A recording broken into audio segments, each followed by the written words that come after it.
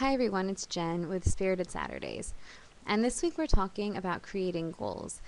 And just a quick word to people who, when they hear the word goal creating, goal making, and feel a little deterred or a little just sort of like tempted to avoid it, or even just indifferent to it. To people out there who have that reaction, I want to talk to you because I know how you feel. And, this has been something that in the past, when I would go to treatment and I would have like groups, like all, mindfulness groups, expressive therapy groups, just regular, talking therapy groups and things like that. And then I would have goal setting group. That would always be the group that I would just kind of, just sort of gravitate toward the least. And it's because it required me to use a different part of my brain. It required me to sit down and focus and really just create a blueprint of something. And it will also require me to focus on things that made me anxious.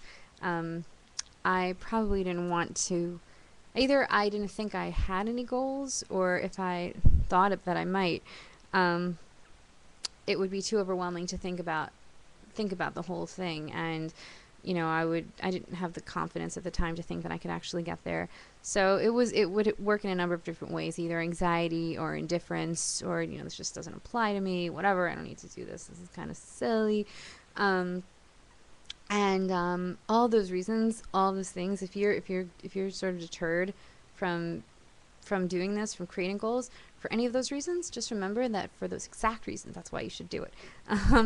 Because it's important to use the side of your brain, the part of your brain that is logical and practical, even though those are words that I've rebelled against in the past. It really is, because recovery is about rewiring your brain, and it's also about knowing that, or conditioning yourself to not need immediate gratification either. Like, that's another thing, because often, people with eating disorders or any other kinds of issue like that are impulsive. They can be impulsive, and it's a part of the disorder, but because of that, it's like we need immediate gratification. So sitting down and making goals, and seeing that the long-term goal is not going to happen right now, and you won't get what you want right now, it can kind of just make you want to go away from the whole thing. So it's really important to, first of all, understand that you can get immediate gratification in the small goals that you complete. Those do bring some sense of immediate gratification that's healthy, that gives you confidence to go on and do the next thing on the next step to achieving the longer-term goal. So that is very real, and that sense of gratification is it's strengthening. It builds you up, so you don't need to have immediate gratification in an unhealthy way. It can be because you did this thing that you didn't think you could do, or and that's gonna get you to a place that you want to be. Also, people don't like to sometimes visualize where they want to be, because they just don't think they could get there if they're sick. So that's why breaking it up into small steps really, really, really helps. So try the goals. It might really help once you do it, once you make this blueprint. You sort of have this platform to operate from, to go back to when you start getting a little too out there, carried away. This will bring you back down to earth. It will totally, it will just make it like not personal. It'll just make it like, these are the things that need to get done in order to do this. Not like, oh my God, this is what I have to do. Oh my God. It'll just kind of take away, that'll make it a little more objective, a little neutral, and it'll be more accessible. You can do it. You can do this. I promise. Anybody can do this.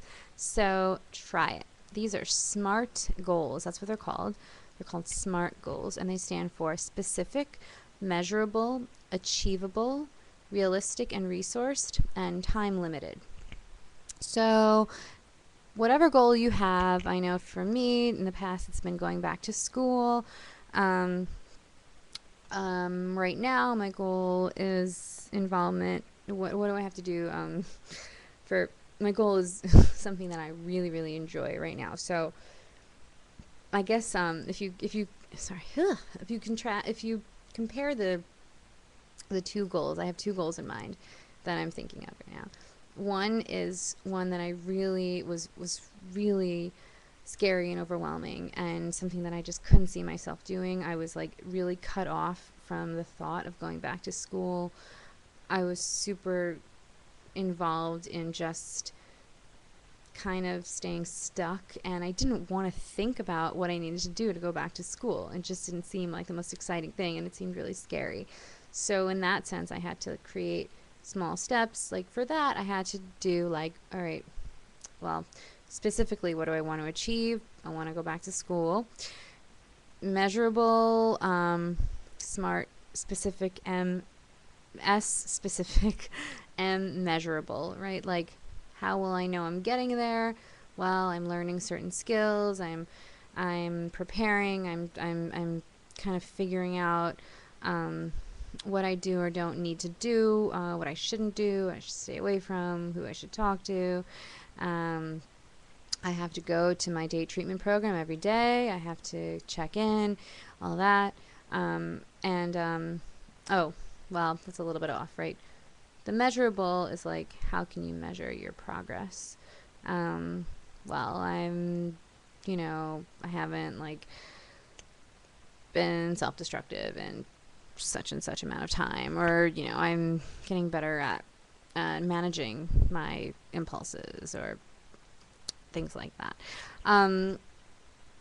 The A is achievable. So achievable means focusing on small steps, baby steps.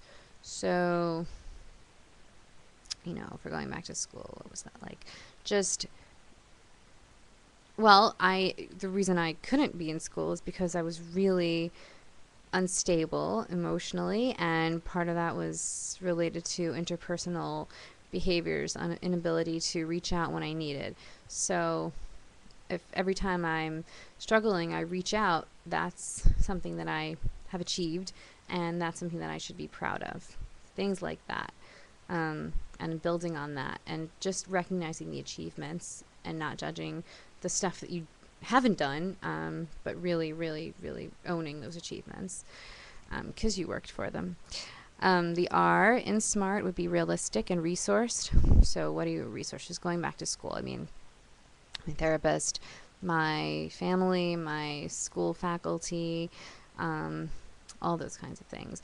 Where can you get the resources? Making phone calls, figuring out who the person to speak to is, and just making sure that you're accessible by phone, email, all that good stuff, and you keep in touch, and you keep showing up, and you keep holding yourself accountable to people, and showing them that you're doing the work that's required. So that's that would be kind of using your resources to get you to where you want to go. The T in SMART would be time limited. So, I had about 7 months to go from, it was my medical leave. So from the time I left school to going back, I had 7 months, and that was my time frame to work within.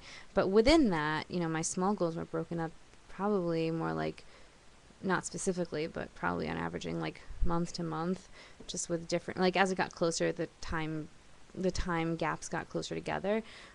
Like for example, maybe 2 months before going back to school, I had to really get started on making appointments at school, finding housing. So you do have to measure, like you're working in a big time frame, but within that, okay, you do have certain deadlines that you need to meet. And even if it's hard, because it can be hard, because if you're still early on and like way before you get there, but eventually in order to get there, you have to do these things, even though you can't like see it coming together yet, you still have to do these things. Like that can be really hard. Like I know I'm going back to school in 7 months. I can't even imagine being ready, but at the same time, I have to make an appointment with this person and kind of just act as if I'm going back, as if I'm ready or ready to go back, and I'm not yet. But doing those things are going to create a path for you, and they're going to help you get ready as you do them, as you kind of stay involved in the thing that you want to get back to, like school.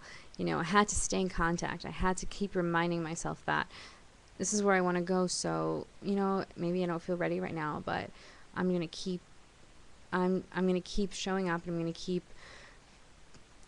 doing whatever, like meeting with whoever I need to meet, and just kind of faking it. That's what it is. Faking it until you make it. That's another one.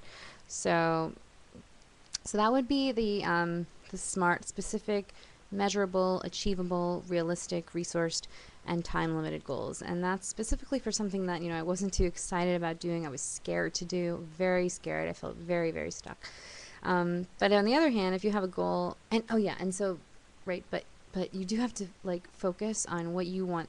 Like maybe the goal, maybe it's making you anxious because you don't feel like you need it, or you don't feel like you want it, or you're not ready, or you're scared, or you just don't want it. Like focus on what it's connected to. So even if I really didn't want to go back to school, I would really, really focus on, well, okay, maybe I don't like want to go back to school and go to classes in this moment. I'm not too excited about that, but what do I actually want to do?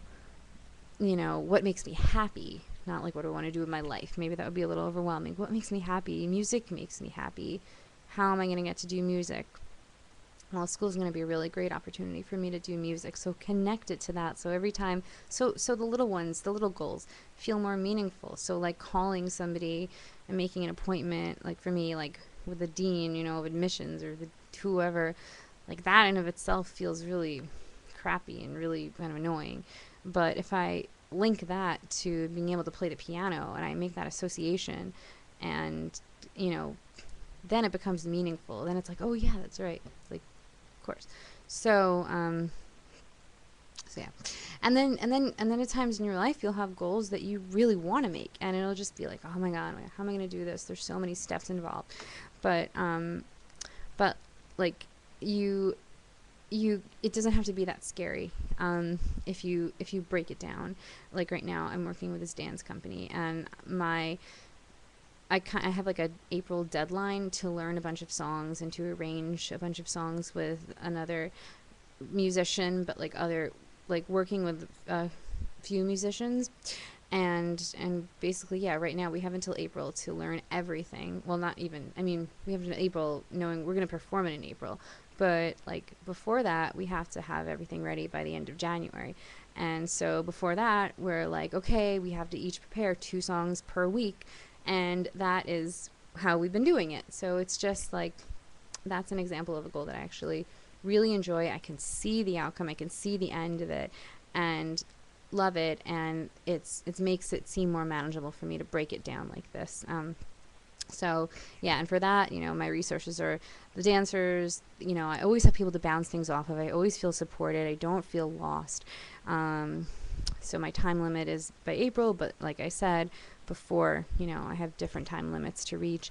I'll know that I'm measuring the M in SMART. I know I'm measuring.